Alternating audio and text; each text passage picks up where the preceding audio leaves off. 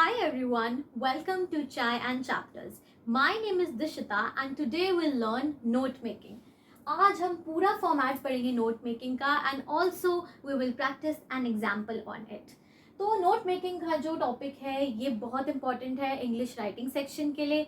CBSE board exams 11-12 exams के लिए ये हमेशा 8 मार्क्स का आता है. कॉलेज एग्जाम्स में भी ये 5 to 10 मार्क्स का टॉपिक आता है. तो ये बहुत इंपॉर्टेंट टॉपिक है.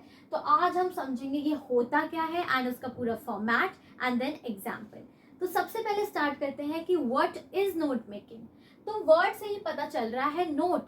नोट का मतलब होता है आप नोट्स कब बनाते हैं. आप नोट्स बनाते हैं जब आप कोई लेक्चर पढ़ते हैं या पीस ऑफ इंफॉर्मेशन पढ़ते हैं या पैसेज पढ़ते हैं. उसको जब आप शॉर्ट वे में क्विक वे में उसके की फैक्ट्स को एक्सप्लेन करके लिखते हैं तो उसको हम कहते हैं नोट मेकिंग. तो नोट मेकिंग की जो की बातें हैं की फैक्ट्स हैं वो क्या है कि आपको वो शॉर्ट तरीके से लिखना है, शॉर्ट हैंड में लिखना है. वो मैं समझाऊंगी शॉर्ट हैंड क्या होता है. तो शॉर्ट में लिखना है क्विकली जिससे आप मेमोराइज कर सकें. कीवर्ड्स यूज करने हैं, एब्रिविएशंस यूज करने हैं. आगे मैं आपको वीडियो में ये भी बताऊंगी कि एब्रिविएशंस क्या होता है. ठीक है, तो यही होता है नोट मेकिंग. और अब हम सीखेंगे इसका फॉर्मेट. सो फॉर्मेट स्टार्ट होता है सबसे पहले टाइटल से. टाइटल आप सबसे ऊपर लिखेंगे और टाइटल होता क्या है. तो आपके एग्जाम में एक पैसेज आएगा अराउंड 300 to 350 वर्ड्स. ठीक है, आपको उस पैसेज को पढ़ लेना है. Sometimes that passage is also divided in parts. तो पूरा पैसेज पढ़ेंगे और उसका मेन आइडिया फाइंड करेंगे कि वो पैसेज कहना क्या चाहता है और वो मेन आइडिया ही होगा आपका टाइटल. तो आप वो मेन आइडिया को पहचानेंगे और उस पर एक यूनिक टाइटल आप लिख देंगे. टाइटल लिखने के बाद जो आपकी नोट मेकिंग होती है वो दो पार्ट्स में डिवाइडेड होती है, part a and b. Usually b जो पार्ट है समरी लिखने का वो आपको अलग से पूछा जाता है एग्जाम्स में. अगर आपको वो नहीं पूछा तो आप नहीं लिखेंगे. ठीक है, अगर पूछा है तभी आप समरी लिखेंगे. तो अभी हम दोनों पार्ट्स ए और बी नोट मेकिंग के समझेंगे. तो पार्ट ए में क्या होता है. पार्ट ए में हमें जो लिखना है हेडिंग नंबर 1. यहाँ पे आप देख सकते हैं मैंने नंबर 1 लिखा है, इसके आगे लिखा है हेडिंग नंबर 1. ठीक है, तो यहाँ पर आपको पैसेज रीड कर लेना है. जो सबसे ज्यादा इंपॉर्टेंट सबसे पहले बात कही गई है पैसेज में उसे आप पहले रिकॉग्नाइज करेंगे और उसको हेडिंग नंबर 1 में लिख देंगे. अब हो सकता है उस हेडिंग के अंदर और भी बातें बोली गई हो तो वो आप लिख देंगे 1.1 सब हेडिंग नंबर 1 में.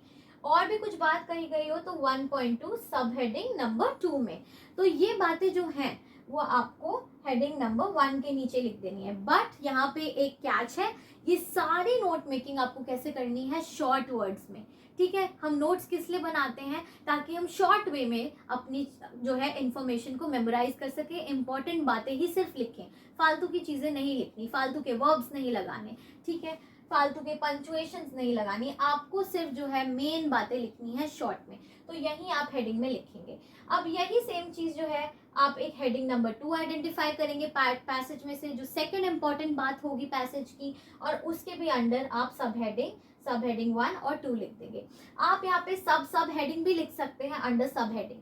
ठीक है, ऐसे ही आप 2-3 मैक्सिमम आपको 1 से 3 के बीच में जो है इंपॉर्टेंट हेडिंग्स निकाल लेनी है. Maximum 4 I would say maximum 4 he headings लिखिएगा. ठीक है, और आप उसके अंडर जो है सब हेडिंग्स में इंफॉर्मेशन शॉर्ट में लिखेंगे. ठीक है, अब यहाँ पर ध्यान दीजिए इंडेंटेशन का. इंडेंटेशन आई होप आपको पता होगा. देखिए कैसे मैंने एकदम प्रिसाइज और क्लीन वे में 1 के नीचे 2 एग्जैक्टली 1 के नीचे 2 लिखा है. यहाँ पर देखिए इंडेंटेशन 1.1 के एग्जैक्टली नीचे 1.2. यहाँ पे आप देखिए कैसे लाइन से कितने क्लियर और साफ वे में हमने प्रेजेंट करा. इससे आपकी प्रेजेंटेशन बढ़ेगी और आंसर नीट एंड क्लीन लगेगा. ठीक है, अब इसके नीचे जो है आपको एब्रिविएशंस लिखने हैं, की टू एब्रिविएशंस. अब ये एब्रिविएशंस होता क्या है. ये जो एब्रिविएशंस हैं आप यही यूज करेंगे इस वाले एरिया में हेडिंग्स में और सब हेडिंग्स में. एब्रिविएशन का मतलब क्या होता है, जैसे कुछ वर्ड्स होते हैं उनके शॉर्ट हैंड क्या होता है, कुछ शॉर्ट फॉर्म. फॉर एग्जाम्पल यहाँ पे एंड लिखा है, ये एंड का सिंबल होता है. आपको पता है इसका वर्ड क्या होता है, ये एंड. ठीक है, ये सिंबल जो है एजुकेशन के लिए ये हमने शॉर्ट में लिख दिया है ADU. ठीक है, गवर्नमेंट जैसे वर्ड है उसके लिए GOVT, इम्पोर्टेंट के लिए IMP. ठीक है, आप ऐसे शॉर्ट में वर्ड्स लिखेंगे, इसको ही एब्रिविएशंस कहते हैं.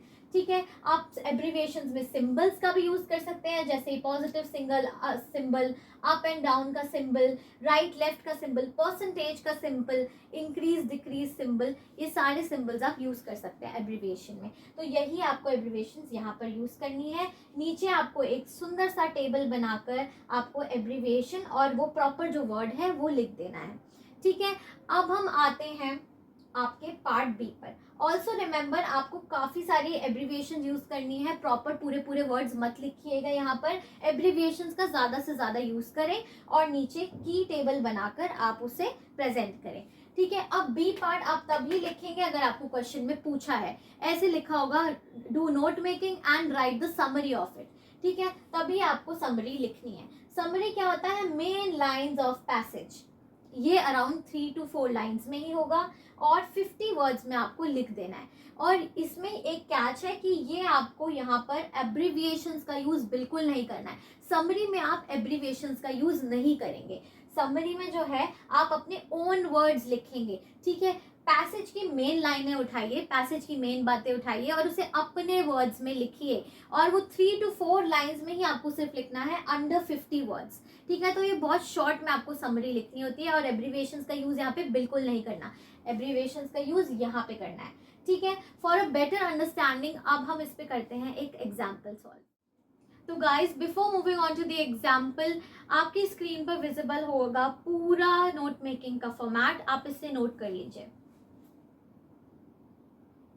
All right, let's move to the example now. ये एग्जाम्पल आपकी स्क्रीन पे विजिबल होगा। I am reading out the paragraph for you. Time management is crucial for success in both academic and professional life. It involves planning and prioritizing tasks to use time effectively. Good time management reduces stress and increases productivity. It helps individuals meet deadlines and maintain work-life balance. Key strategies include setting goals, making schedules, avoiding procrastination and reviewing progress regularly. तो ये paragraph दिया हुआ है। अब आपको क्या करना है, आपने देख लिया कि हमने कुछ टाइम मैनेजमेंट से रिलेटेड ही है आपका पूरा पैराग्राफ। तो हमने एक हेडिंग दे दिया है, time management, it's need and strategies. ये आपका हो गया टाइटल। ठीक है। टाइटल के बाद आपको क्या करना है, आपने पार्ट ए डालना है और उसके बाद हेडिंग नंबर 1। हेडिंग नंबर 1 क्या है? सबसे पहले जो है आपके पैराग्राफ में दिया हुआ है इंपॉर्टेंस ऑफ टाइम, है ना, टाइम की इंपॉर्टेंस दी हुई है। तो यहाँ पे देखिए मैंने एब्रीविएशन का यूज करा है, आपको पूरे नोट मेकिंग में एब्रीविएशन का यूज करते रहना है। ठीक है। तो ये देखिए मैंने इम्पोर्टेंस को IMP लिखा है। ठीक है। सो इम्पोर्टेंस ऑफ टाइम मैनेजमेंट, ये आपका फर्स्ट हेडिंग हो गई। इसके नीचे जो है देखिए सब heading, and please note the indentation, आप देखते रहिए, इंडेंटेशन भी मैंने प्रॉपर करी है। ठीक है। तो आपने सब हेडिंग्स में लिख दिया crucial for ACAD, that is academics, and PROF dot that is professional success. ठीक है। तो यहाँ पे भी मैंने जो है एब्रीविएशंस का यूज करा। It reduces stress and increases productivity, देखिए यहाँ पर भी एब्रीविएशंस का हमने यूज करा है। ठीक है। तो ये हो गया आपकी फर्स्ट हेडिंग के अंदर सब हेडिंग्स वगैरह। अब आप 2 पर आ जाएंगे। सेकंड पार्ट में क्या दिया है, पैसेज में बेनिफिट्स के बारे में दिया है। ठीक है। टाइम मैनेजमेंट के बेनिफिट्स क्या है कि वर्क लाइफ बैलेंस होता है और इंक्रीज करता है क्या, मोटिवेशन। देखिए इंक्रीज भी यहाँ पर हमने एब्रीविएशन का यूज कर लिया। ठीक है। एंड थर्ड आपको दिया है पैसेज में की स्ट्रैटेजीज। की स्ट्रैटेजीज क्या होती हैं? Goal setting, creating schedules and regular review. ठीक है। तो यहाँ पर आपने देखा कि पूरे पैसेज में मैंने तो तब भी कम एब्रीविएशन यूज करी है, आपको और ज्यादा एब्रीविएशन यूज करनी है अपने पूरे नोट मेकिंग में। ठीक है। तो अब ये जो की टू एब्रीविएशन का टेबल है, यहाँ पे जगह नहीं थी तो मैंने यहाँ पे बना दिया है, लेकिन ये table just after your note making आएगा। ठीक है। ये की टू एब्रीविएशन में देख लीजिए, मैंने एब्रीविएशन लिखे और उनके फुल वर्ड्स भी यहाँ टेबल में लिख दिए हैं। ठीक है। उसके बाद आपको क्या करनी है, समरी। अगर क्वेश्चन में पूछा है समरी करने के लिए, ठीक है, तो आपको ये पूरी समरी करनी है। ठीक है। तो आपको क्वेश्चन में अगर समरी करने के लिए बोला है तो आपको ये करनी है इन जस्ट 50 वर्ड्स और 3 to 4 लाइन्स। तो आइए अब देखते हैं समरी कैसे लिखेंगे। ऑल राइट, तो अब हम करेंगे नोट मेकिंग का पार्ट बी। ये पार्ट बी आप तभी करेंगे if it is asked in your question paper, ठीक है। और ये आपको अपने वर्ड्स में लिखना है, 50 वर्ड्स मैक्सिमम लिमिट होती है, और आपको इसमें कोई भी एब्रीविएशंस यूज़ नहीं करने हैं। तो अब देखते हैं हम इस पैसेज के लिए कैसे समरी लिखेंगे। Time management is essential for academic and professional growth. It helps to reduce stress and increase output. Setting goals, reviewing, and sticking to schedules are strategies to manage time wisely. तो ऐसे हमने summary लिख दिया, कैसे एकदम short में लिख दिया है, ठीक है। तो ये था आपका नोट मेकिंग पार्ट ए और पार्ट बी मिलाकर, ठीक है। And that is all for this video. Do check out my last video, मैं पूरा writing section of English cover कराऊंगी, and I hope you liked it. Please leave a comment and like this video, and also subscribe to my channel. Thank you so much.